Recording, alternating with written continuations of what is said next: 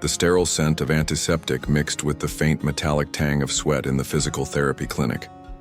Every session was a battle, a grueling fight against the pain in my knee, a constant reminder of the accident that had sidelined me.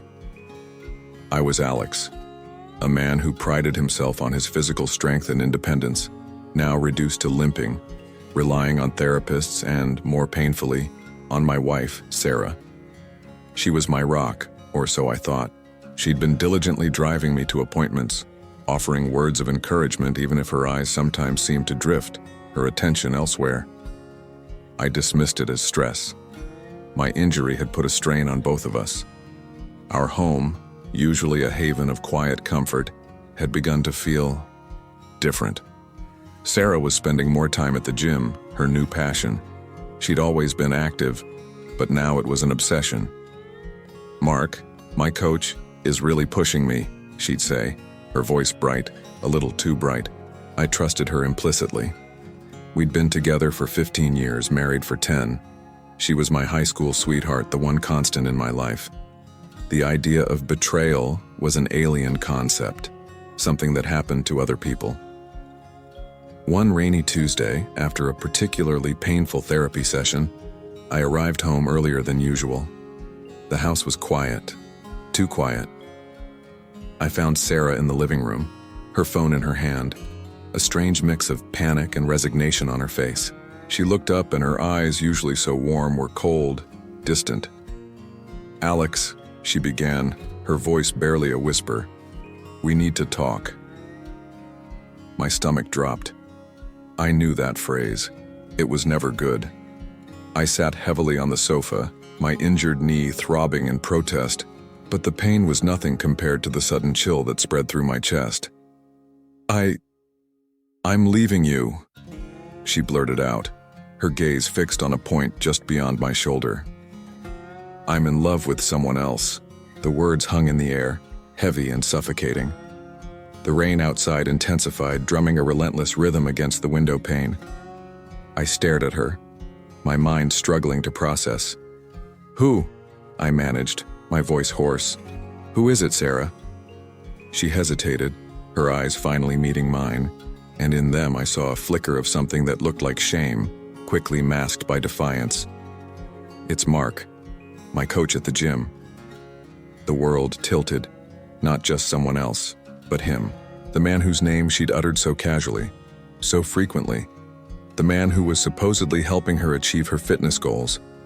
My wife, the one person I relied on most during my most vulnerable time, had fallen for the very person who represented the strength I was desperately trying to regain. The irony was a cruel, bitter joke. "While I was in physical therapy?" I asked, the words laced with disbelief and a rising tide of nausea. "While I was struggling to walk, you were with him?" She didn't answer, just looked away. The silence was deafening, filled only by the sound of the relentless rain and the pounding of my own shattered heart. There were no grand arguments, no tearful pleas, just the cold, hard truth. She had already packed a small bag. Her car keys were on the table. She was leaving. "I'm sorry, Alex," she said, her voice flat, devoid of real emotion.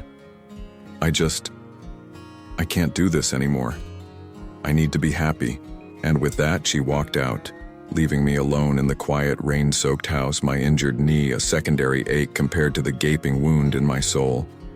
The scent of pine and cinnamon from the Christmas that had just passed, a memory of a time when our family felt whole, now seemed a cruel mockery. I was broken, physically and emotionally, and the woman I loved had just delivered the final, crushing blow. Chapter 2. The Echo of Absence. The days that followed Sarah's departure were a blur of pain, both physical and emotional. My knee, already a source of constant discomfort, seemed to throb in rhythm with my shattered heart. The house, once filled with the mundane sounds of shared life, was now an echoing void. Every creak of the floorboards, every gust of wind against the window, seemed to amplify her absence. I was Alex, a man who had built his life on stability and trust, now adrift in a sea of betrayal. My physical therapy sessions became even more agonizing.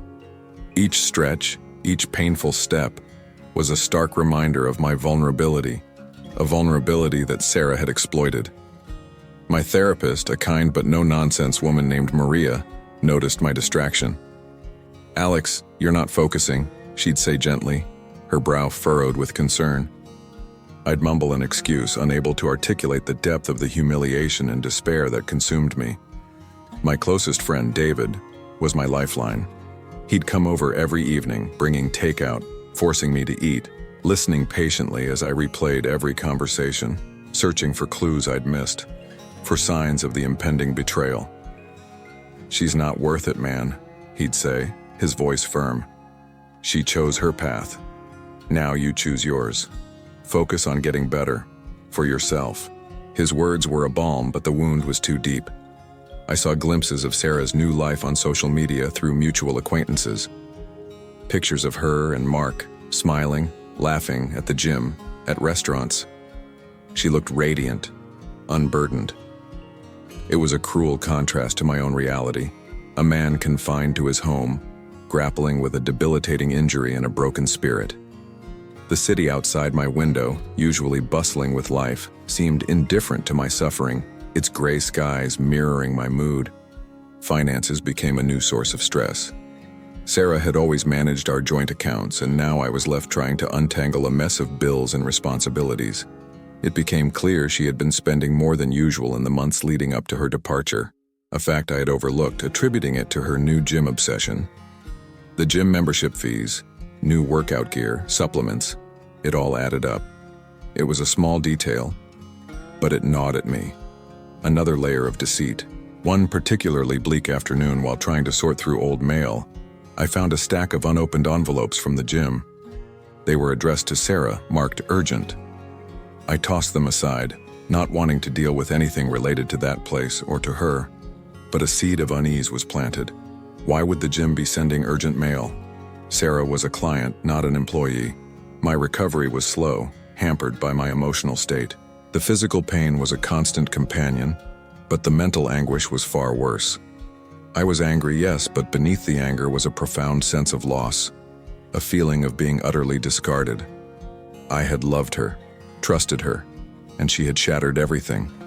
The thought of her with Mark in the very place where I was supposed to be rebuilding my strength was a constant torment. I yearned for a sense of justice, for some sign that her actions wouldn't go unpunished. But the world seemed to move on, oblivious, leaving me trapped in the echo of her absence, a silent scream of betrayal. Chapter 3. The Unforeseen. Reckoning months crawled by, each one a slow, arduous step towards a new normal. My knee was slowly healing thanks to Maria's unwavering dedication, but the emotional scars remained raw. I was back at work part-time, trying to rebuild my routine, my life. I avoided places I knew Sarah frequented, especially the gym. The thought of seeing her or Mark sent a cold shiver down my spine. Then, one Tuesday morning, David called, his voice laced with an unusual mix of shock and something akin to grim satisfaction. "Alex, you're not going to believe this," he began, "but Sarah, she's in serious trouble." My heart pounded. "What are you talking about?" "The gym," he said. "The one she and Mark went to. It's all over the local news. The owner is suing them. Both of them." A wave of disbelief followed by a strange, bitter vindication washed over me. Suing them for what? "Fraud, embezzlement," David explained, his voice hushed. "Apparently Mark, the coach, was running some kind of scheme. He was selling fake high-end training packages, pocketing the money and diverting funds from the gym's accounts. And Sarah, she was reportedly involved, not just as a beneficiary, but actively helping him cover it up, manipulating client records, even recruiting new victims." The news hit me like a physical blow, yet it wasn't the pain I expected. It was a complex cocktail of emotions. Shock, yes, but also a chilling sense of confirmation. The financial oddities I'd noticed, the urgent mail from the gym, it all clicked into place. Sarah, my seemingly innocent, free-spirited wife, had been involved in something far more sinister than just an affair. The local news channels were buzzing with the story. The gym, A well-known establishment in the city was facing a major scandal. Mark, the charismatic coach, was now exposed as a con artist, and Sarah, his accomplice, was being dragged into the public eye. The articles detailed how they had allegedly used the stolen funds to finance a lavish lifestyle, including expensive trips and designer clothes, things I had dismissed as her newfound happiness after leaving me. I saw a recent photo of Sarah in one of the online articles. She looked different. The radiant glow was gone, replaced by a strained, almost desperate expression. Her eyes, once so full of life, now seemed hollow, haunted. The image was a stark contrast to the carefree pictures she'd been posting just weeks ago. The news spread like wildfire among our mutual acquaintances. The whispers, once about my unfortunate situation, now shifted to Sarah's downfall. Some expressed shock, others a quiet satisfaction. I found myself feeling nothing. Not joy, not anger, just a profound emptiness. The woman I had loved, the woman who had shattered my world, was now facing her own reckoning. David came over that evening bringing pizza. We sat in silence watching the news reports. "Karma, Alex," he finally said, breaking the quiet. "Pure karma." I nodded, but the word felt hollow. It wasn't the triumphant vindication I might have once craved. It was a grim reminder of the destructive path she had chosen. The city lights outside twinkled, indifferent to the unfolding drama, just as they had been to my pain months ago. The rain had stopped, but a cold front had moved in, bringing a sharp, biting wind that rattled the windows. Sarah had chased happiness, freedom, and a new love, only to find herself entangled in a web of deceit and legal trouble. And I, the man she had abandoned in his weakest moment, was left to witness her public humiliation, a strange, unsettling epilogue to our story. Chapter 4. The Unlikely Bridge. The news of the lawsuit against Sarah and Mark dominated the local headlines for weeks.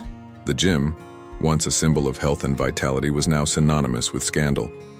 Mark disappeared, leaving Sarah to face the brunt of the legal and public fallout. Her social media profiles went dark. The radiant, carefree image she had projected crumbled, replaced by the harsh reality of her situation. Then, one cold gray morning, my phone rang. It was an unknown number. I hesitated, but something compelled me to answer. "Hello? Alex, it's Sarah." Her voice was a fragile whisper, barely recognizable. Gone was the defiance, the coldness. It was replaced by a raw, desperate vulnerability. I need to talk to you. Please." My first instinct was to hang up, to tell her to reap what she sowed. But then, an image flashed in my mind. Not the woman who betrayed me, but the young girl I fell in love with. The one who laughed so easily, whose dreams were once intertwined with mine. The bitterness I had nursed for months began to recede, replaced by a complex mix of pity and a strange, almost reluctant empathy. We agreed to meet at a small, neutral coffee shop on the outskirts of town. The air was crisp, carrying the scent of damp earth and distant wood smoke. I arrived first, my heart a drumbeat against my ribs. When she walked in, I barely recognized her. Her hair was disheveled. Her clothes seemed too big for her, and her eyes, once vibrant, were sunken and shadowed. The weight of the world seemed to rest on her shoulders. She sat opposite me, avoiding my gaze. "I lost everything, Alex," she finally said, her voice cracking. "The job, Mark. He just vanished. I'm being sued. I have no money, no place to go. I wanted to disappear." In that moment, all my past grievances, all the pain she had inflicted seemed to dissolve. Her suffering was palpable, real, and I, her own sister, had abandoned her. I had focused so much on my own pain that I hadn't stopped to consider hers. The free butterfly I criticized so much was, in fact, a woman who always struggled to find her place, and her failures were often a reflection of her own insecurities and an incessant search for acceptance. "I'm so sorry, Alex," she whispered, tears finally streaming down her face. "I was so selfish. I was lost. I didn't know what I was doing. I hurt you so badly, and I deserve all of this." I didn't offer a hug, not yet, but I reached across the table and simply placed my hand over hers, a gesture of presence, not necessarily forgiveness. "You're not alone, Sarah," I said, my voice firm despite the lump in my throat.